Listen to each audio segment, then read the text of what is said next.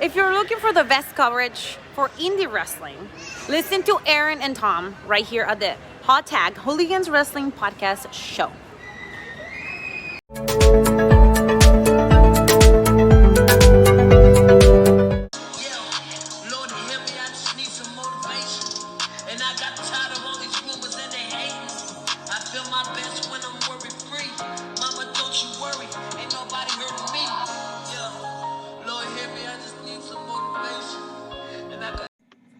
Welcome, everybody, to the Hot Tag Hooligans Wrestling Podcast Show. My name's Aaron. That's Tom. Tonight, a very special guest all the way overseas is the one and only, the bad girl herself, Chantal Jordan. How's it going?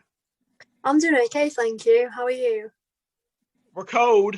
I promise you that. What is the weather over in England? It's like it was snowing earlier, but now it's just raining at the minute. So yeah, they're calling for about maybe an inch of ice to maybe 2 inches of ice in the next 2 days. So it's just going to be a nasty, nasty mess. That is mental. Mental. Okay. So we're from the States. So mental means what over there for you guys? Means like crazy. Okay. Kind of like... Okay. I just want to make sure. Hey, I got to get this slang down. I got to get it down. All right. So let's talk a little bit about your career so far. For anyone who does not know about you, you are a very big upstart right now over in England and in the world of professional wrestling. So tell us a little bit about yourself and how you got into pro wrestling. Okay. So my dad came over and I was like really young. I was about 6 or 7-ish. And he brought these like old wrestling tapes over. And I started watching them. At the first, I didn't really like them. But then I saw Mick Foley versus Undertaker in a Hell in a Cell match. And for some reason, as he got pushed off the cage, I was like, I just thought it was so cool. So like, I just really enjoyed wrestling after that. And like, I was like, Mom, I really want to train. Like, I really want to be a wrestler. And then I found a local training school at the age of, I think it was 11. And I started training at 11 years old. I went to my first show when I was like 9. I saw Tommy Dreamer live and literally just loved it from then. I've been training ever since. You know, if I was a parent and after watching my kid, if they would have came up to me after watching Mick Foley get tossed off a Hell in a Cell, followed by Tommy Dreamer, who's the innovator of violence, and my kid looked at me and said, I want to do that for a living, I probably would have shot that down pretty quick. Because of the violence that they are seeing. So how did your parents really react to that? So like, my mum at first thought it was a bit weird because at the time I was already doing kickboxing. I was doing mixed martial arts. And like, she's like, are you sure you really want to do that?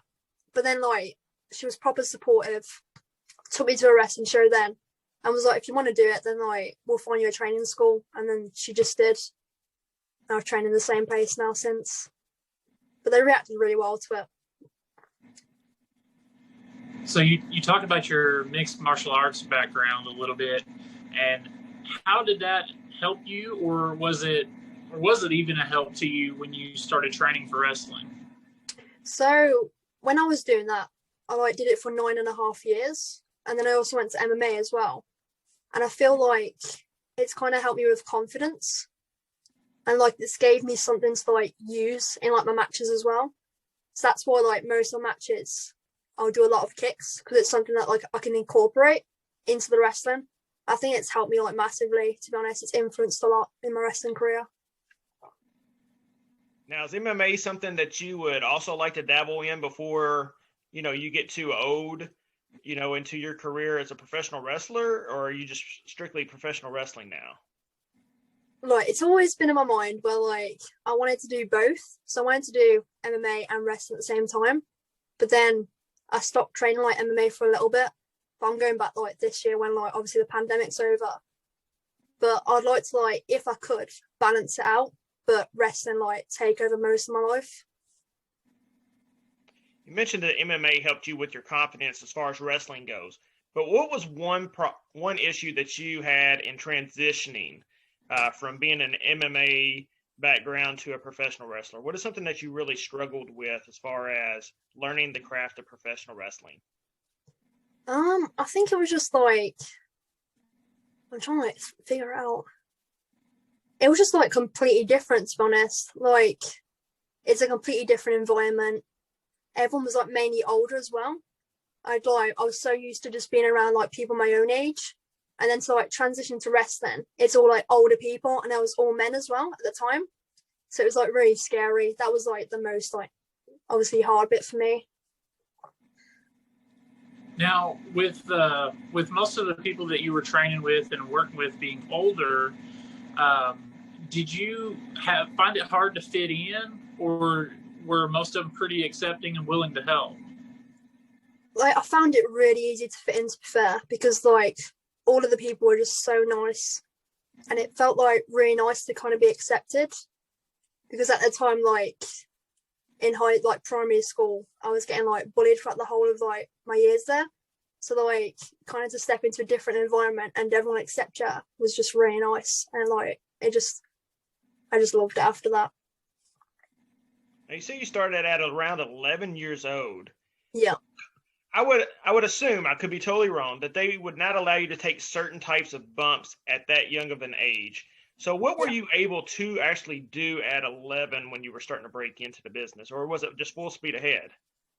So we started doing like tech wrestling, so chain wrestling at the time.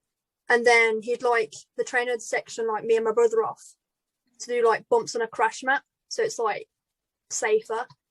And then as we'd start getting used to it, we started actually like bumping on like thin mats. And like that hurt, but it kind of like got us used to it. So it wasn't really like, I don't think we're being held back as much, but it was still kind of like suitable for our age. Now, you're known as the bad girl, but I'm going to be honest with you. You seem like the nicest person. So, just talking to you, your presentation, I mean, so where did the bad girl moniker come into play? So my trainer was called the Bad Man, Marshall X. And at first I was called the baddest girl on the planet. And like, for some reason, I was like having these matches, and like I'm completely different to like what I am in the ring, because like obviously I'm just normal, like happy. And he was like, you should be called like the bad girl, because I just wrestled him like a couple of months back, and then like he stopped wrestling for a bit then. So it kind of like he passed his name over to me, but obviously just the bad gun instead. And I think it really fits, because my in-ring style is like really intimidating, like badass type thing. And I think it just suits around. It's really nice as well, like for him to pass that over to me. Do you feel like that you had an issue with the fans taking you serious in that moniker when you first came out as the bad girl? I felt like for the first couple of months it was kind of hard, because like obviously I made my debut at 14 years old, and then I think the age was kind of like a massive factor, like towards it, because people I thought, oh yeah, she's just a little girl, and like all she does is kicks. And but then afterwards it started getting like a bit easier, because I started getting more confident, and then I was getting more intimidated as well, and actually showing what like I can do. And then it kind of got like easier then for everybody to like think, oh yeah, she's intimidating. So what kind of things were maybe kind of hard for you to overcome during your training, and where you started at to where you're at now, that you could maybe give advice to people getting into the business? I think like obviously confidence was a massive factor for me, like coming in like really nervous. And also like I think it's just like, yeah, mainly just confidence. And I feel like if you want to like be a wrestler, find a good training school, make sure they're safe, and like be around the right people, because being around the right people in training makes it so much better. And if you feel comfortable, then that's what matters. Now you're 17 years of age, is that correct? Yeah. Okay. So how has that impacted your social life? Because right now, if you're 17 years of age, a lot of people have more important things on their mind and having a career go already. Some people are already trying to figure out what they want to do in their life. Has that impacted your social life? It's kind of impacted it like massively, to be fair, because like now I just I spent most of my weekends at wrestling shows every week, like doing training twice a week, and obviously doing the MMA on the Thursdays and Tuesdays. I feel like it has impacted it a little bit, but at the same time, I'm kind of like happy doing it because I've like met my closest friends through wrestling. So it's like, I think it's worked out really well for me, to be honest. And who are some of those people that have kind of taken you underneath their wing a little bit that you gather advice from? So obviously my trainer, like Marshall X, I've got like loads of time for him. Also like I've met a couple of girls for wrestling as well, like Shanna, Portugal's perfect athlete, and like she's someone that I look up to like so much. Like I had my first training session with her when I was 12, and ever since, like, she's like one of my inspirations, and like I'm so like proud of her, and she's helped me so much. As like, she just helped me so much. And then there's also another girl as well who I've met through training called Lucia Lee, also like known as Lucy Bex Brown. She's like one of my best mates, and like I always, even though like she hasn't been like wrestling for long, I always like ask her for feedback and like want to know what I can improve on, because I just look up to her and like I have so much respect for her. You mentioned Shanna. She's someone who a lot of people here in the States here have finally got a chance to really know due to AEW. Yeah. So when you look at her being able to get those type of opportunities over here in the States, is that something that you would be willing to do, just come over to the States and make a living for yourself over here? Or are you just strictly someone who wants to stay where you're at? I'd literally love to come over to the States. Like, it's always been like a massive goal of mine. Like, traveling the world is something I've always wanted to do. So to do that, literally, it would make my day, and like I'd be so happy. That's the main goal. Are you able to follow the product pretty well as far as the American product? Or because I know, I interviewed Molly Spartan, and we've interviewed Lizzie Evo, and the time differential as far as when the programming actually starts over here. So when you guys are able to watch it, I think it's like 1 a.m. for pay-per-views, for someone like Molly Spartan to be able to watch it. Are you able to follow the American product pretty closely? Yeah, I am, to be fair, pretty closely sometimes. Sometimes, like, I'm not, but then most of the time I can. So if you were to talk about some of the greatest moments you've had so far, what would they be? It'd probably be wrestling Joey Janela. That's one of them, where I did the crossbody off the phone box and then took the power driver on the car.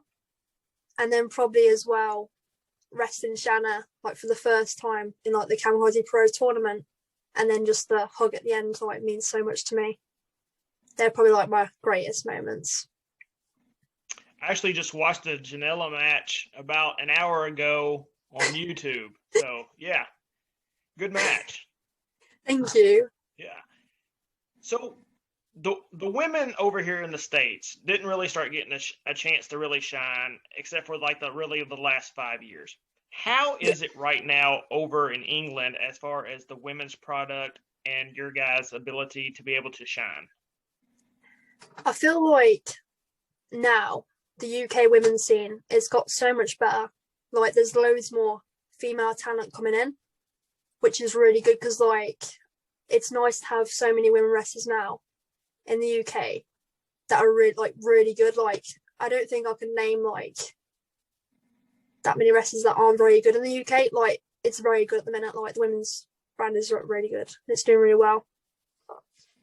Yeah, I find it like whenever the WWE signs a UK talent, that when they bring them over to television, they're really good. I instantly kind of fall in love with that wrestler, no matter if it's male or female. And it may just because of the wrestling style, the British strong style that you guys kind of implement a little bit. And it's really different than everything else that we kind of see over here in the States. So do you look at the American style and try to implement that into your repertoire as well, or you just try to really stick with that British style more than anything? I think I'd be all rounder, to be fair, but at the same time I like the British strong style, so I'd probably stick with that as well. But it's nice to see the different styles and maybe try and incorporate it as well. If there were 3 people that you have not wrestled yet that you could wrestle in the next year, who would they be? If you could pick. It could be male or female. Okay, so the first one would probably be Thunder Rosa. That'd be the first one. The second one, Speedball Mike Bailey. Trying to think. And then probably Taya Valkyrie as well. We had Thunder Rosa on the show a couple months ago. What is it about her that really intrigues you about that type of matchup? I just like her style and I like her character and just the way she wrestles. I think she's absolutely amazing. And I've been watching her matches now for about a year. And I just been feeling the urge to just want to wrestle. I just want to wrestle Thunder Rosa so bad. And then when she followed me on Twitter, I literally I was so happy. It was unreal. I just want to wrestle even more now. I just love her style. I think she's just great. I'm going to make sure I tag her in this podcast when I drop it on Twitter tonight, so she can hear this. We can get this match going. We can get you down to Texas and the States, and we can get this match going. I'd literally love it. I'd be so happy. Hey, we would be happy for you, 100%. Because that's the one thing about this year. As much as the talent has been cheated as far as performing, the wrestling fans have been cheated as well. We were blessed to see a lot of really great matchups and things of that nature, but there could have been so many more great matchups. And I think it really stalled a lot of the talent's career out a little bit too, because we know a lot of people that we've interviewed on the show who had tryouts or had stuff scheduled and then had to get nixed. And, it kind of always makes you wonder, what if everything was going as planned? Would they be under contract now to one of the major big promotions or not? Yeah, definitely. That's definitely something to think about. So I'm going to ask you a few questions here. Is you okay with it? That's sweet. Just to help the people here in America understand you a little bit more and get to know you a little bit better. Yeah. Okay. Your favorite movie of all time is what? Oh, it's probably Fighting with My Family. Probably. So the movie, in case anyone does not know, that is the movie about Paige and her life. So when you see something like that movie, what does that do for you inspiration-wise? I think seeing her grow up and then train at that age as well, it kind of inspires you to just want to get to the top and do your best that you can, because obviously she started at a young age and then worked way up into WWE, and I think it's the movie is just amazing and it's so inspirational. It's hard to describe how it inspires you. It just does. You just think to yourself, I really want to push myself. Yeah, I mean, I'm not even a wrestler, and Tom's not either, but we can watch movies like that and we can get inspired just by watching those type of movies as well. So I can only imagine how someone of your caliber watching that would feel as well. Yeah. Me and Tom are over in England. Where are you taking us to eat? Oh, Nando's. Okay, give us the menu. What's on it? It's all chicken, mainly. It's a chicken restaurant because chicken's the best. So I'd definitely take you there. Okay. So you're saying chicken's the best. So what is the obsession with fish and chips in England then? Oh, fish and chips, they're horrible. I don't really like them, so I don't understand why other people like them. It's just, nah, it's not for me. Yeah, it's like if we watch a movie that is based over in Britain over here, someone's always Yeah. eating fish and chips. So it's kind of like, is that what they eat, fish and chips over there all the time? Or so you're saying no on the fish and chips? No. That's good to know. I'd Yeah. rather eat the chicken than the fish anyway. And definitely. Your favorite match of all time to watch is what? Ooh. I'm thinking. Probably. Probably Mercedes Martinez versus Miko Satomura. Probably that. What is it about that matchup? I just really like both of the wrestlers, and like obviously Mercedes Martinez is another one that like I've always wanted to wrestle, and then Miko Satomura, I think like her style is so good, and then two like together, they just always like put on amazing matches, and it's great. Yeah, but Miko getting signed to WWE NXT UK is going to be very interesting. Yeah, definitely. So I'm really looking forward to her and Kaylee Ray coming up. Kaylee Ray's sick. So that's going to be really great. Yeah. If you could wrestle any person in the WWE right now at WrestleMania this year, who would it be and why? It could also be NXT UK or NXT brand. Yeah. Definitely Rhea Ripley. Because like I think she's amazing. And like, I don't know, I've just always been like supporting her. And like, I've always thought to myself, I really want to get in the ring with her. Like, proper, like, if I ever got to WWE, I'd just love to like step in the ring with her. The hardest shot you ever took from a wrestler was by who? Giselle Shaw. Yeah. Her chops are lethal.